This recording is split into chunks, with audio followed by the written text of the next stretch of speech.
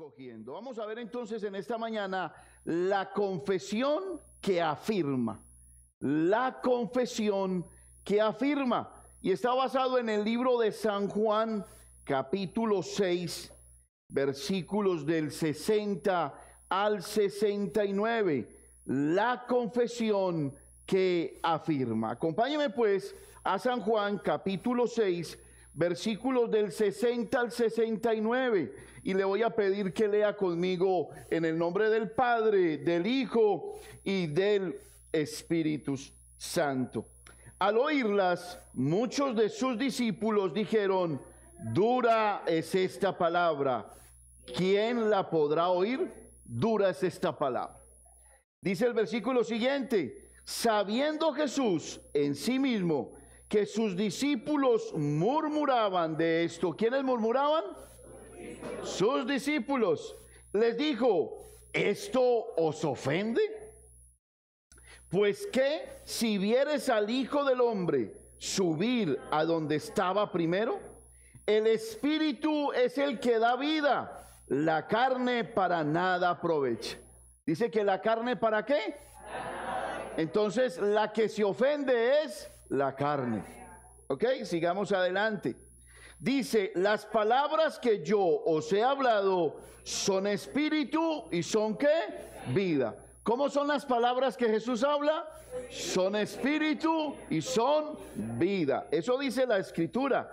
Pero hay algunos de vosotros que no creen, porque Jesús sabía desde el principio quiénes eran los que no creían y quiénes le habían de entregar. Y dijo: por eso os he dicho que ninguno puede venir a mí si no le fuere dado del Padre. Desde entonces muchos de sus discípulos volvieron atrás y ya no andaban con él. ¿Cuántos volvieron atrás? Muchos. ¿De quiénes? De sus discípulos. Continúe conmigo. Dijo entonces Jesús a los 12: ¿queréis acaso iros también vosotros? Le respondió Simón Pedro: Señor, ¿a quién iremos? Tú tienes palabras de vida eterna, y nosotros hemos creído y conocemos que tú eres el Cristo, el Hijo del Dios viviente. Tremenda declaración del apóstol Pedro, ¿cierto que sí? ¿Por qué a Pedro se le llama roca sólida o estable? ¿Por qué se le llama así a un hombre que en el pasado fue de carácter débil?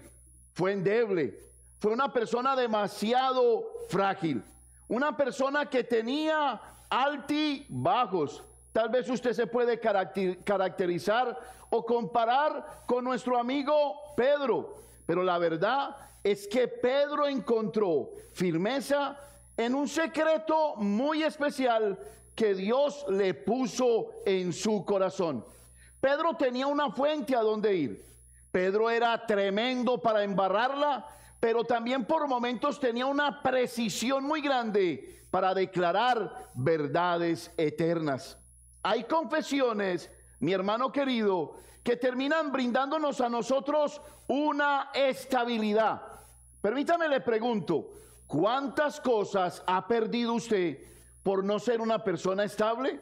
De seguro que usted y yo habremos perdido muchas cosas por no ser estables en las cosas de Dios, o aún estables en aquellas cosas que tienen cierto grado de reputación o de sabiduría que se deben de hacer correctas. La forma sistemática de hacer las cosas nos terminará llevando a tener logros en la vida. Confesión que afirma. ¿Sabía usted que hay confesiones negativas?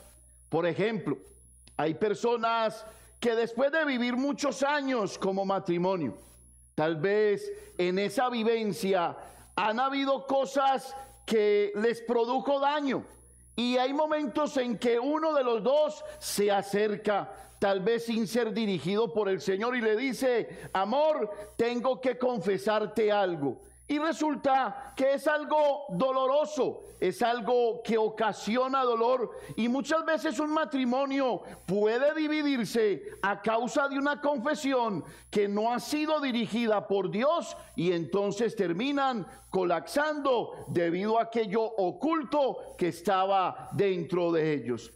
Pero también hay confesiones positivas. La Biblia nos dice a nosotros que el confesar a Jesucristo como Señor y Salvador en nuestro corazón nos brinda un destino, un único destino: la salvación. La Biblia no expone a otra persona en la que podamos ser salvos. La Biblia nos dice: si confesares con tu boca que Jesús es el Señor. Mire que no está diciendo Mahoma, mire que no está diciendo los Hare Krishnas, mire que no está diciendo o pronunciando el nombre de alguna organización. Si confesares con tu boca que Jesús es el Señor y creyeres en tu corazón que Dios levantó a Cristo de entre los muertos, serás salvo. El versículo 10 dice: porque con la boca se confiesa para salvación, dice la Biblia, y en el corazón se cree para vida eterna. Hay confesiones que son positivas, y Dios espera que hayan confesiones en su corazón, de tal manera que cuando venga el caos, usted permanezca. De tal manera que cuando venga lo difícil, usted permanezca. Tal vez también hay confesiones negativas. ¿Qué tal cuando uno está tomando la Santa Cena y se acerca esos hermanitos especiales y le dicen: hermano, tengo que decirle que usted me cae mal? Se libera él, pero lo carga uno. Sale él tranquilo y uno termina pensando: pero ¿por qué le caigo mal? Y tal vez cada que vaya a tomar la Santa Cena voy a estar pensando: de seguro que todavía le caigo mal a esa persona. Debiéramos no haberle dicho: tú me caes mal. Debiéramos haberle brindado amor y tener con él una amistad en santidad y en honor, como solo Jesucristo nos permite darla a los demás. Pedro en su vida tuvo 3 grandes confesiones. La primera de ellas la tuvo cuando dijo: tú eres el Cristo. Jesús preguntó: ¿ustedes quiénes qué creen? ¿Quién soy yo? Y Pedro dijo: tú eres el Cristo, el Hijo del Dios viviente. Y nos habla de una declaración única que debiera de estar en el corazón de cada persona. Él es el Cristo, Él es el camino, Él es la vida, Él es la salvación provista por el Padre.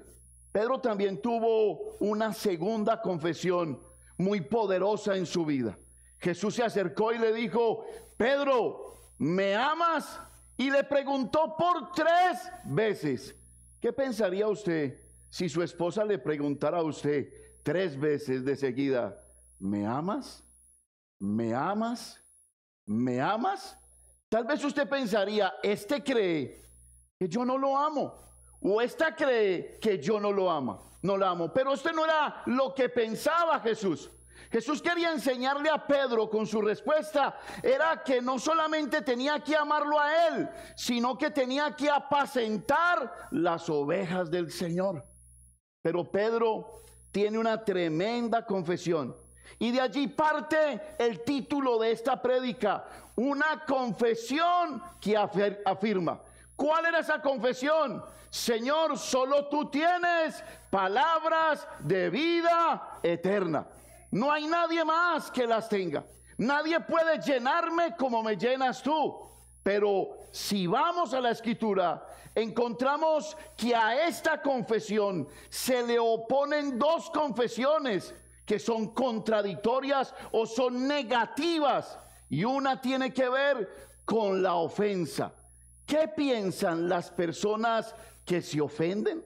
Y otra tiene que ver con la carnalidad. ¿Qué dicen las personas que viven en la carne acerca de esta confesión? Y ese entonces sería el primer punto: la confesión de la ofensa. La pregunta en esta mañana sería, ¿eres como Pedro? ¿Tienes una confesión que afirma tu corazón?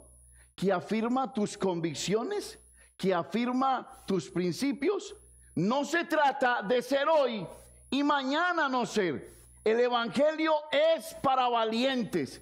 Y una vez que tú lo asumes, una vez que tú crees en él, una vez que en el que tú te entregas en él, Dios decide perfeccionar su obra maravillosa en ti. Él promete que el carácter de Cristo se sellará en tu corazón. Cuando camines por allí, la gente no dirá, ese es Oscar. La gente no dirá, ese es Pedro. La gente va a decir, ese es Cristo, la gloria de Dios en este mundo. ¿Acaso eso no es lo más importante? Yo creo que es lo más importante. La confesión de la ofensa, una enemiga de la confesión verdadera. Vaya conmigo a ese mismo capítulo, pero vamos a retroceder al versículo 55, 6, 55 y 58. ¿Eres una persona que se ofende con facilidad? Hay un adagio que dice por ahí, el que me la hace, me la paga. Ojo por ojo, diente por diente. Y Jesús se para en ese púlpito de piedra y le dice a los demás, habéis escuchado antes, ojo por ojo y diente por diente. Mas yo os digo, amarás a tu enemigo. Mas yo os digo, bendecirás a tu enemigo. Mas yo os digo, yo os doy un nuevo mandamiento, que se amen los unos a los otros. Pero no me ama, ámalo. Pero no te quiere, quiérelo. Porque es un mandamiento del Señor. Y el que ama a Dios, ama su palabra. El que ama a Dios, obedece su palabra. No razona con su palabra, obedece su palabra. San Juan capítulo 6, versículos del 55 al 58, encontramos una ofensa. ¿Quiénes fueron los que se ofendieron cuando tuvimos la lectura pasada? Los discípulos, los creyentes. Jesús empezó con un ministerio de 120 discípulos. Luego se habla de 70 discípulos. Luego se habla de 12 discípulos. Y sus discípulos se enojaron. Tal vez los que hacían parte de estos 120 discípulos creyentes. Capítulo 6, versículo del 55 al 58. Léalo conmigo. 1, 2 y 3. Porque mi carne es verdadera comida y mi sangre es verdadera bebida. El que come mi carne y bebe mi sangre, en mí permanece y yo en él. Como me envió el Padre viviente y yo vivo por el Padre, asimismo el que me come, él también vivirá por mí. Este es el pan que descendió del cielo, no como vuestros padres comieron el maná y murieron. El que come de este pan vivirá como eternamente.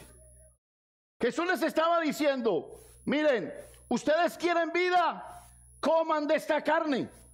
Ustedes quieren vida eterna, beban de esta sangre. Y dice la Biblia que esta palabra resultó ser una ofensa para los líderes y los discípulos de Jesús. Ellos dijeron, ¿cómo así que coma de su carne? ¿Y cómo así que beba de su sangre? Si la Escritura nos dice que la sangre no se puede comer. Y dice la Biblia que se enojaron. Se enojaron con Jesús. Una confesión que ofende. Este mensaje era ofensivo para sus líderes. El mensaje central no era que comieran su carne. El mensaje central no era que bebieran su sangre, sino que todo aquel que quiere tener una relación con Jesucristo, tiene vida eterna. Todo aquel que se arrepiente, todo aquel que pone su fe en Jesucristo, tiene vida eterna. Cuando los discípulos escucharon esto, empezaron a tener problemas con Jesús. Ellos se ofendieron, tal vez por varias razones. Una, porque no entendían lo que Jesús estaba diciendo. La siguiente, porque Jesús estaba siendo tal vez muy duro. Y ellos decían: Jesús, nos van a matar por tus declaraciones. Jesús, toma las cosas con calma. Familia, ¿acaso el mundo no le dice al cristianismo así? Hey, va muy acelerado. Ey, está muy comprometido con Dios. Muy espiritirifláutico. Deténgase. Mucha lectura de Biblia, mucha lectura de ayuno. Deténgase. Familia, mucho cuidado con escuchar al mundo. Cuando el mundo nos llama fanáticos, es porque el mundo quiere que nosotros seamos como ellos. Yo prefiero ser un fanático empedernido de Jesucristo. Familia, funciona. Yo prefiero, conociendo mi vida del pasado y sabiendo de a dónde me sacó el Señor, prefiero ser fanático y negarme a mí mismo. Porque me dolía lo que hacía. Nadie me libertó, solo Cristo extendió su mano y no solamente me dio vida, sino que me la dio en abundancia. No entendían, pensaban que Jesús debiera de ser más pasivo. Y luego que entendieron que la palabra que Jesús estaba diciendo tenía que ver con la muerte de Cristo, ellos dijeron: no, momentico, no queremos momentos difíciles en nuestra vida. Familia, venga, le pregunto, ¿usted le gustan los momentos difíciles en su vida? No quisiéramos pasar. Ellos querían el cielo, pero no querían la cruz. Pensando en este tema, ¿cuántas personas aquí están agradecidas de estar aquí en Estados Unidos? Hay muchos que maldicen este país. Cuando yo vine a este país, vine debiendo mucho dinero y tal vez con un hogar demasiado voluble, diría yo. Todavía le faltaba mucha firmeza. Y cuando uno llega a este país, uno puede pensar en el cielo cuando uno dice: consigo un trabajo aquí, consigo un trabajo aquí o consigo un trabajo aquí. Llegó él, llegó ella, pues trabajemos. Y pensamos en el cielo, pensamos en el dinero. Pensamos que hay que comprar carro, casa, beca, y pensamos en el futuro, y eso está bien, pero se nos olvida la cruz. Y no necesariamente estoy hablando de Cristo. Tal vez se nos olvidan nuestros hijos. Tal vez llegamos a este país y nos centramos en nuestros propósitos financieros y nos olvidamos de criar a nuestros hijos en el Señor. Preferimos el cielo y olvidamos la cruz. Familia, pasa el tiempo y esa cruz que traen esos muchachos por no enseñarle el camino del Señor resulta ser más dolorosa que el cielo que queríamos tener. ¿Usted está aquí conmigo? Ellos dijeron: Señor, te vas a morir. No queremos pasar por momentos difíciles. Es necesario que vengan los momentos difíciles porque en ellos conocemos a Dios.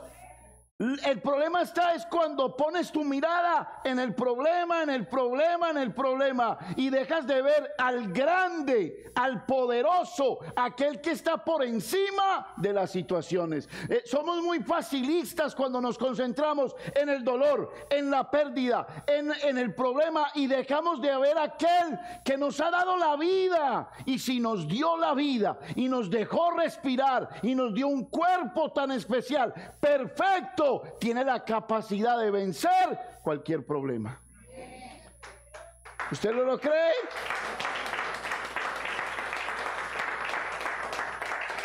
Dice la Biblia que ¿qué hicieron los discípulos? Muchos, no pocos. Escúchelo, no pocos. O sea que a Cristo también se le iba gente de la iglesia. Se le fueron muchos. cambiaron, escúchelo bien, dejaron a Cristo enojado y esto les hizo cambiar la fe. Los que se enojaron fueron los discípulos creyentes de su tiempo. ¿Sabías que la ofensa es una trampa que las tinieblas le pone a los hombres? ¿Qué fue lo que sucedió? Se enojaron con Jesús. Y lo primero que dijeron es, nos vamos. La ofensa es una trampa de las tinieblas que toma el corazón del hombre y no le impide ver la gloria de Dios. Se enojaron con Jesús. Me llama la atención porque esta palabra, ofensa, viene del griego escándalo. Y ese griego tiene varias raíces. Y una de las raíces señala a una pequeña varita. Y permítame le explico esto. Cuando yo estaba niño me gustaban las palomas mucho. Mi papá construyó hasta un tercer piso y teníamos una plancha semigrande sin límites de adobes a los lados, y allí yo decidí colocar palomas y palomeras. Y había palomas que yo compraba, pero había otras que yo atrapaba. ¿Y sabe cómo las atrapaba?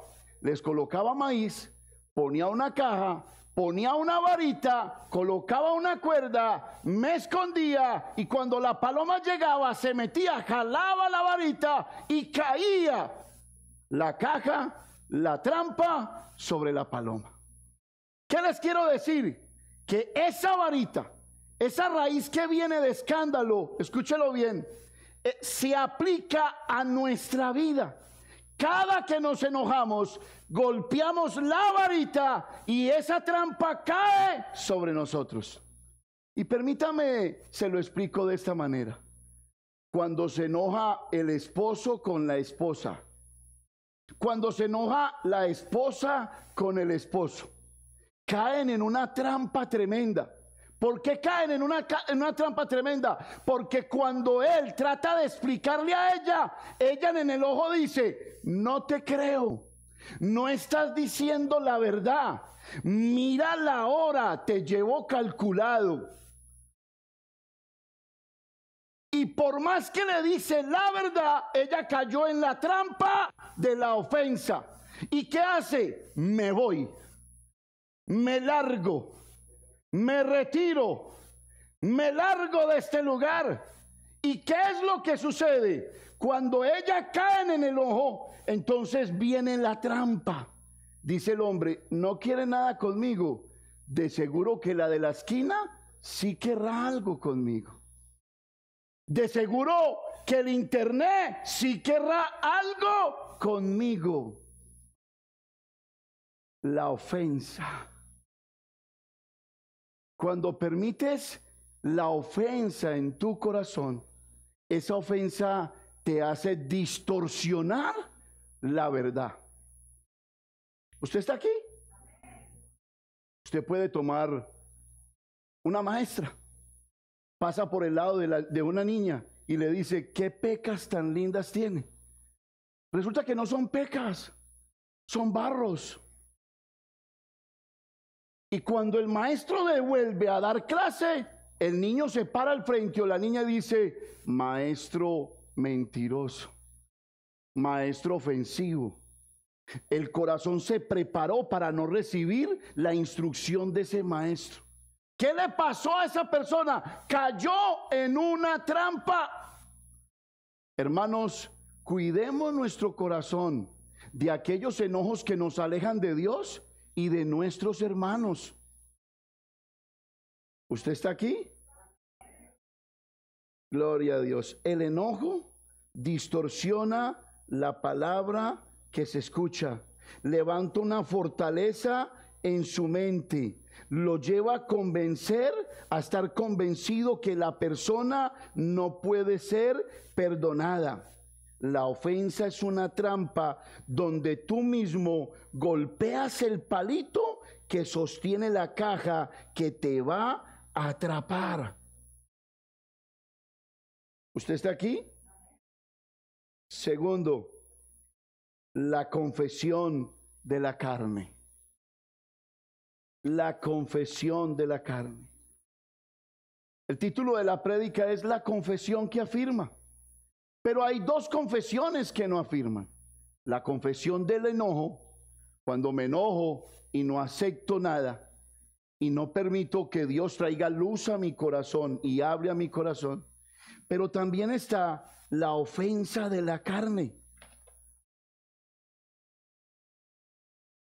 Está la confesión de la carne. Gloria al Señor. Vaya conmigo al versículo 63 de San Juan 6, por favor. Mire lo que dijo Jesús. El Espíritu es el que da vida. La carne para nada aprovecha. Las palabras que yo os he hablado son espíritu y son ¿qué? Jesús dijo, la carne para nada aprovecha. El andar en la carne te hace ver todo mal. Ellos se ofendieron por la carnalidad. Tú te puedes estar ofendiendo porque estás viviendo en tu carne. ¿Has visto una persona que la hirieron en su infancia? ¿La conoces? Yo conozco muchas que crecen con esa herida y cuando llegan adultos vienen a pedir consejería y le dicen a uno, pastor, no sé por qué la tengo con mi hijo, no sé por qué la tengo con mi hija. Cada que hace alguna cosa, lo golpeo y lo golpeo. Porque el herido hiere. Si tú no permites que Dios te sane, vas a seguir hiriendo personas por donde quiera que vayas. ¿Cómo sana Dios? Primero, tú tienes que reconocer que lo necesitas. Tienes que reconocer que tienes que entregar tus derechos. Porque hay personas que se enojan con derecho. Hay personas que dicen, me paro sobre el enojo porque tengo mis razones. Me paro sobre el enojo porque tengo mis derechos. Y me hace acordar de Cristo antes de llegar a ser muerto en la cruz del Calvario. Estaba lleno de derechos. Y cuando fue a orar en Getsemaní dijo, Padre, quita de mí mis derechos, si es posible aparta de mí esta copa, mas que no se haga mi voluntad, sino la tuya. Quiere decir que aún en enojo con derechos no está bien delante del Señor. La idea es perdonar, la idea es restaurar, la idea es amar en tu corazón. El amor, aunque usted no lo crea, lo soluciona todo. Todo. Y se la voy a poner fácil. ¿Ha visto usted o ha tenido usted una hija que se enamore? Hay hijas que se enamoran de manes feos. La dentadura totalmente torcida. Pero como ella está enamorada, ella dice, ay, cómo se ríe de lindo. Escúchalo bien. El man es tremendo perezoso y se levanta. José, en cámara lenta. Pero como ella lo ama, ¿sabe qué dice él? Ella tiene algo en lo que está pensando, está tomando impulso en su mente. Está enamorada. Pero cuando se enoja,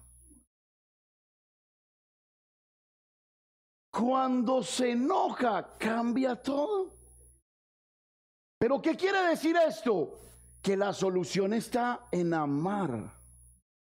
Si tú estás teniendo ese tipo de problemas, es porque te falta amor. Ahora, permítame, le hago un paréntesis aquí. Pastor, ¿el amor está por encima de las estupideces? ¿El amor está por encima de aceptar lo inaceptable? Y yo sí quisiera hacer un paréntesis aquí, porque con Dios uno no juega. ¿Usted ha notado eso? Usted no puede decir que usted se va a pasar toda la vida pecando porque Dios es un Dios de amor. ¿Sí? Sí, tenga un hogar carnal y verá dónde va a terminar su hogar. Tenga un negocio carnal donde usted no hace sino robar por debajo y mire dónde va a terminar su negocio. Téngalo, haga la prueba nomás. Usted no puede decir que porque Dios es amor, usted puede hacer con su vida lo que le dé la gana. No, porque Dios por encima del amor tiene algo que se llama la verdad. La verdad. Y si usted no expresa la verdad, usted se está olvidando de la doctrina del castigo de Dios. Usted se está olvidando del que el que la hace, la paga. Usted no es juez. Yo no soy juez que juzgue la palabra. Pero entienda algo. Que usted no puede estar por encima de la verdad de Dios. ¿Dónde se vienen refugiando los homosexuales? ¿Cuál es la doctrina principal de los grupos LGTBQ? Dios es amor. No hablan sino de que Dios es ¿qué? Amor. Pero se les olvida que a causa de lo que hacen, a causa de lo que practican, Dios ha dejado de ser amor para ellos. Se les olvida. Lo ven en su vida, pero no lo ven en sus acciones. Eso es algo muy claro. Eso es algo muy claro. Jesús le dice a los discípulos: ¿a ustedes les ofende lo que yo acabo de decirles? ¿Les ofende eso? ¿Sabe por qué les ofende? Porque ustedes son carnales. Porque viven en su carne. Y abuelo de pájaro, practican el pecado. ¿Por qué la persona se ofende tan rápido? Porque vive en su carne. La carne no resiste lo celestial. ¿Sabía usted eso? La carne no resiste lo celestial. Versículo 61 y 62. Mire lo que le está diciendo el Señor Jesús. Léalo conmigo, 1, 2 y 3. Sabiendo Jesús en sí mismo que sus discípulos, ¿qué hacían? ¿Murmuraban cómo? Murmuraban de eso. Todo murmurador, escúchelo, todo chismoso, se expresa en su carne. Dice, sabiendo Jesús en sí mismo que sus discípulos murmuraban de esto, les dijo: ¿esto os ofende? Y mire lo que les dice: pues que si vieres al Hijo del Hombre subir a donde estaba ¿qué? Primero. ¿Qué les estaba diciendo Jesús? Lo carnal no sube al cielo. Y vamos a verlo desde este ejemplito. Dicen por allí que un hombre desnudo, estoy hablando genéricamente, ¿no? Genéricamente, hombre y mujer, no puede resistir menos de 10 grados bajo cero desnudo. Y un hombre o una mujer desnuda no puede resistir más de 45 grados centígrados de calor.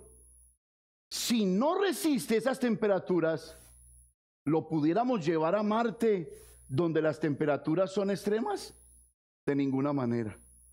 ¿Qué nos quiere decir Jesús?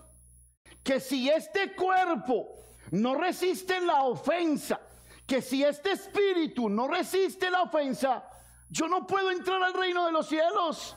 El reino de los cielos no es un lugar para aquel que tropieza fácilmente en la ofensa. Si tú te ofendes, es porque vives en tu carne. Es porque en la semana alimentas tus ojos. La lámpara del cuerpo son los ojos. Y si tus ojos, mire que no está diciendo el corazón. Mire que no está diciendo, no está señalando la parte interna, que está diciendo: y si tus ojos están llenos de luz, todo tu cuerpo está lleno de luz. Pero si tus ojos están llenos de oscuridad, ¿cuántas no serán las tinieblas que tienes? ¡Wow! Esto a mí me llama la atención. Jesús les dice, ¿esto los ofende? Ustedes no hacen sino caminar en su carne, pero no caminan en el Espíritu.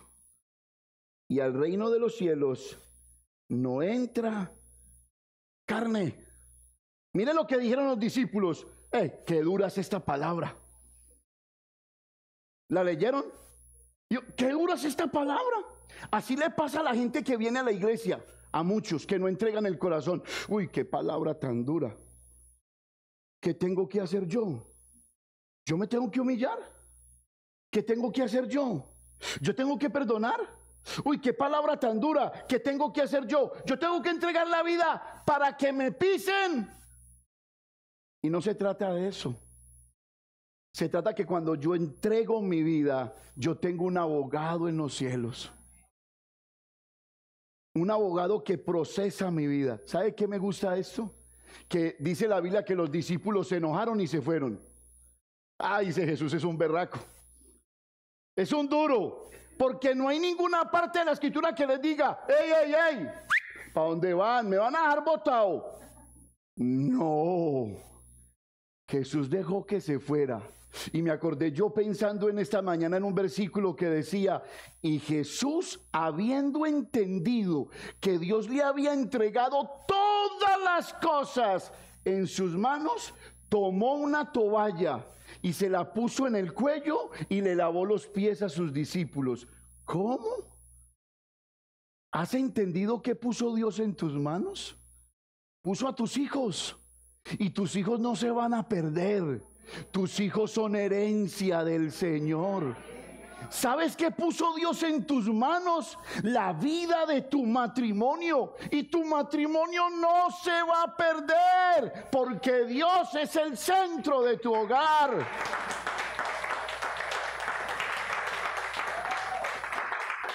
Entonces, ¿qué hizo Jesús? Jesús entendió que todo había sido puesto en sus manos. ¿Y qué dijo? Como todo está en mis manos, voy a servir. Por eso me encantan las personas que en medio del dolor vienen y sirven. En medio de las lágrimas vienen y sirven. En medio de la desesperación vienen y sirven. Pastor, no tengo para la gasolina, pero déjeme, yo soplo este carro hasta que llegue allá para limpiar la iglesia. Tomando una toalla, le sirvió a los demás. Ha servido en medio del dolor, es algo glorioso.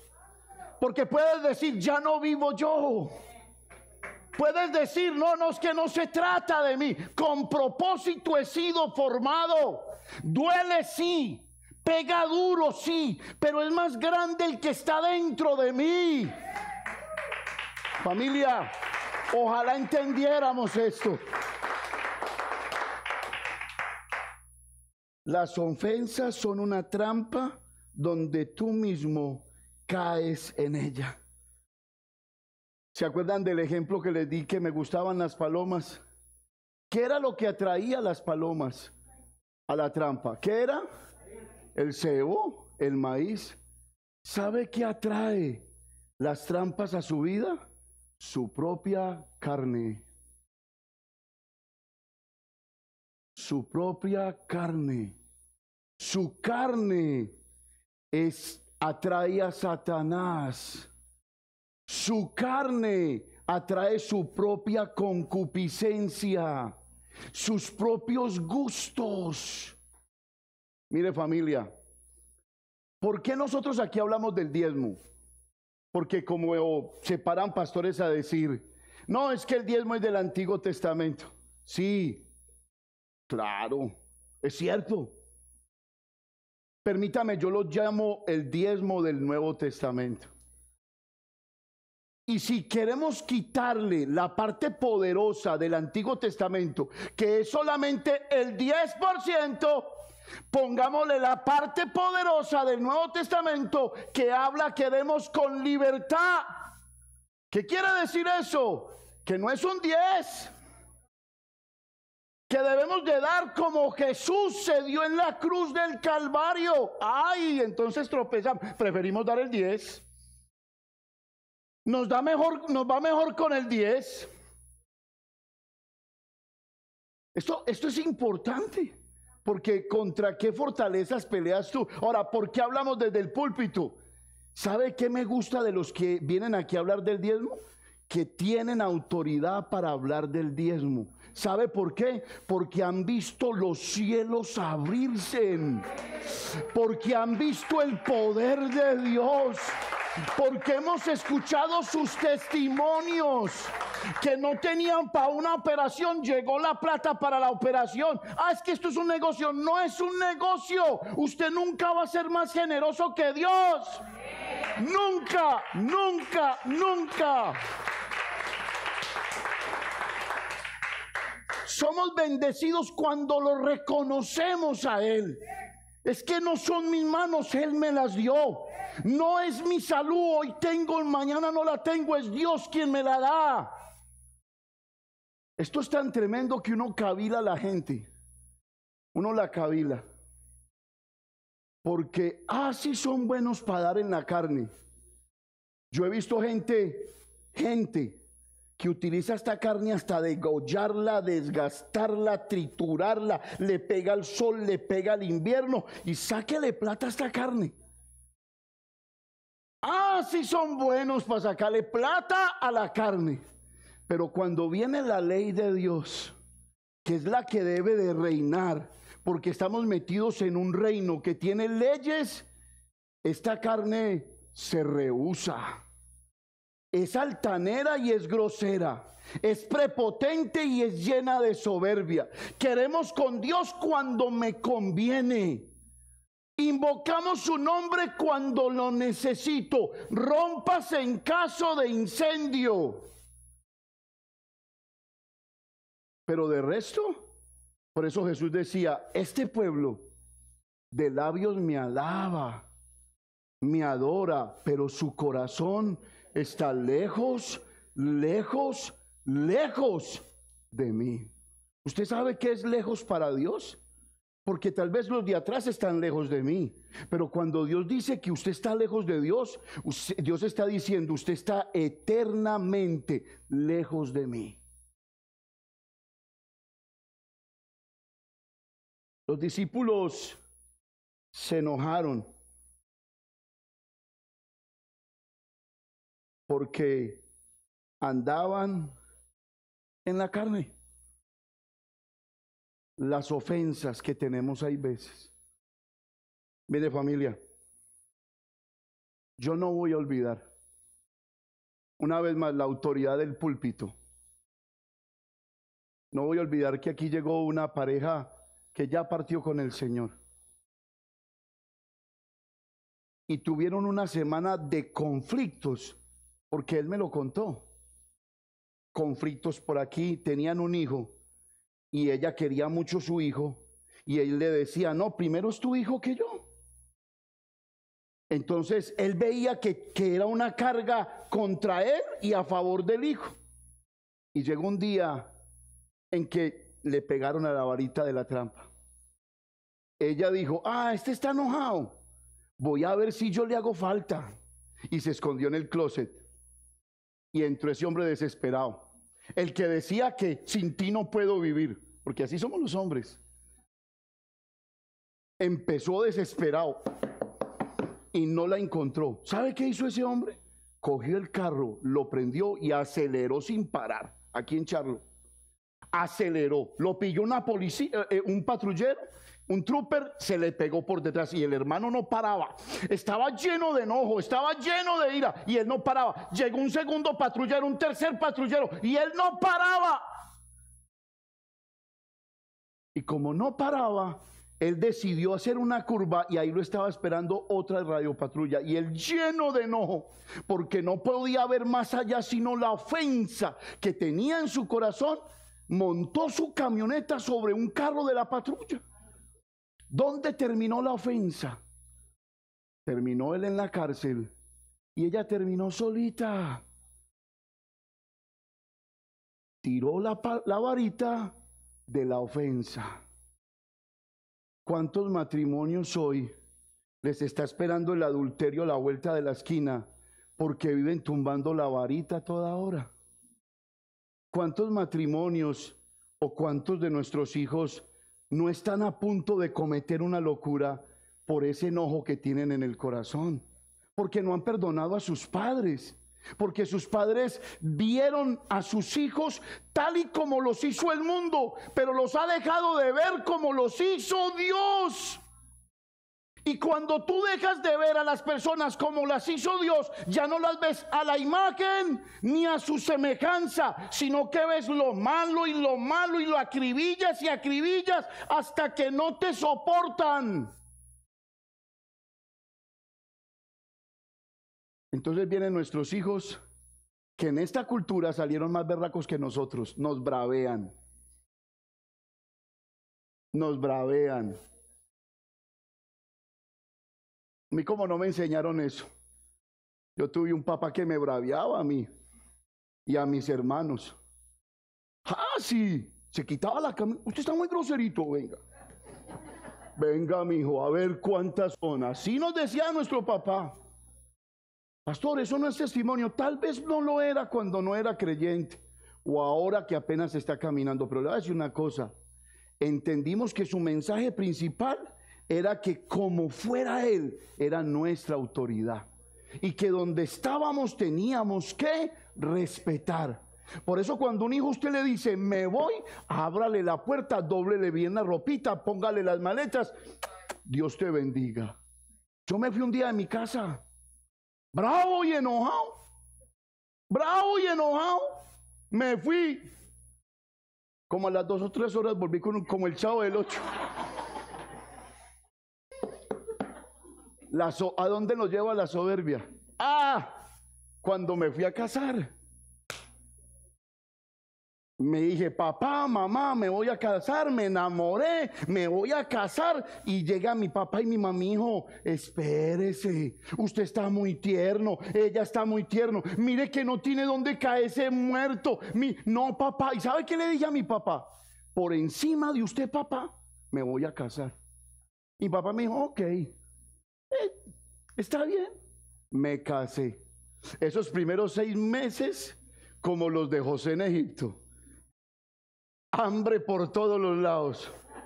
Miseria por todos los lados. Las argollas empeñadas, la cadena empeñada. ¡Para atrás! Y me acordé que tenía papá. Y me devuelvo de Cali para Medellín. Y le digo, Cucho, usted tiene una máquina de coser allí. Me la presta. ¿Y sabe qué me dice mi papá? No, que usted no me necesitaba. Y son cosas que marcan. Si hubiera sido bien blandenga, me hubiera dicho, ay papi, lo que sea, qué bueno que está aquí, venga, entre. No, que no me necesitaba. Pega. Hay ofensas que me llevan a Dios y hay ofensas que me sacan de Dios. Eso es como una puerta giratoria. Usted ha ensayado las puertas giratorias. Yo no sé si soy montañero, pero yo las vine a conocer como en Nueva York. Y yo las veía así y yo cogía impulso. Era una sola entrada y yo con miedo porque la puerta me podía... Me saca. ¿Sí? ¿Cuántos conocen la puerta giratoria? La conocemos. Y yo era el que pensaba y cogía impulso y tráquete. Y si se queda parado allá... Mire, Jesús dijo, póngale cuidado a esto.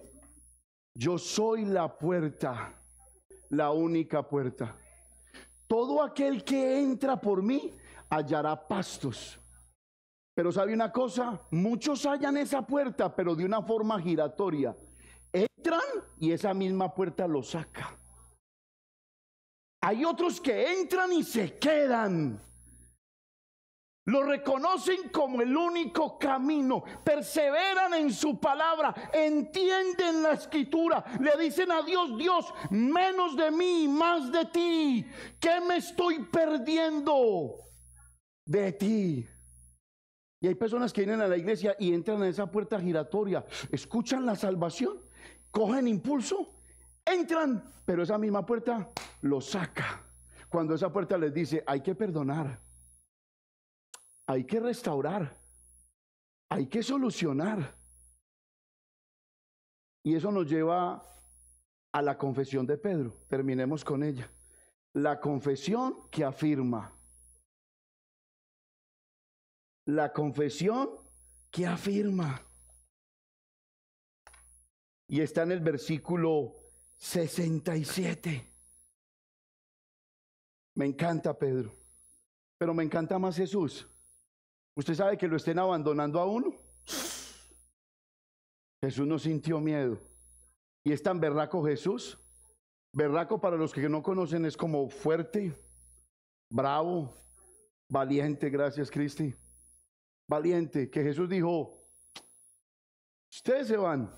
Y se devuelve Jesús y dice, ¿y ustedes qué? ¿También se quieren ir? ¿Qué carácter? Ese debía ser nuestro carácter. No tenerle miedo a nada ni a nadie. ¿Cierto que sí? Y mire lo que dice la Biblia en el versículo 68. 67 y 68. Dice, dijo entonces Jesús a los 12, ¿queréis acaso iros también vosotros? Y mire una confesión que afirma. Le respondió Simón Pedro, Señor, ¿a quién iremos? Tú tienes palabras de vida eterna. ¿Usted ha ensayado con brujos? Porque hay gente que ensaya con brujos. No, mi marido no me quiere, voy a pagar que me hagan un maleficio, porque y van ante personas que tienen palabras no de vida, sino de muerte. Pedro había tenido un recorrido de toda su vida y a lo mejor había ensayado doctrinas, religiones, pensamientos, posturas, pero cuando conoció a Jesús, conoció un solo destino. Y le dijo, Señor, ¿a quién iremos? Si tú me satisfaces, si tú me llenas, tú me enseñaste a abandonar el pecado con autoridad. Señor, te conocí y cambiaste mi lamento en baile, en gozo. Señor, te conocí y ahora yo no peleo mis batallas, tú peleas por mí. ¿A quién iré? ¿A quién iré? Si solo tú tienes palabras de vida eterna. Pedro se dejó llenar el corazón. Hay personas que no la llena nadie. Nadie, ni riquezas, ni fama, ni fortuna. Y esto es lo increíble del Evangelio, que a través de Cristo somos llenos del Señor. Y te digo alguna cosa, nada te va a satisfacer, solamente la presencia de Cristo en tu corazón. Pedro lo reconoció y Pedro dijo, contigo tengo destino, sin ti no tengo destino, sin ti estoy perdido. Encontró el camino, la verdad y la vida. ¿De qué te estás perdiendo? Por la ausencia de una confesión de fe, de una confesión verdadera. Colóquese de pie, mi hermano querido, por favor.